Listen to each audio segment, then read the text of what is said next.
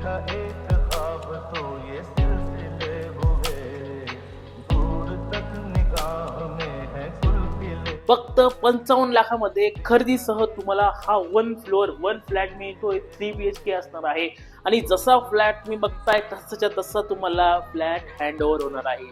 Location असणार आहे नाशिक मधील मखमलाबाद शांतीनगर जवळ श्रीकृष्णनगर मध्ये. तर कुठलाही वेळ वाया घालवता एक क्विक टूर घेऊया आपल्या या 3 BHK फ्लॅटचा. देखा एक ख्वाब तो ये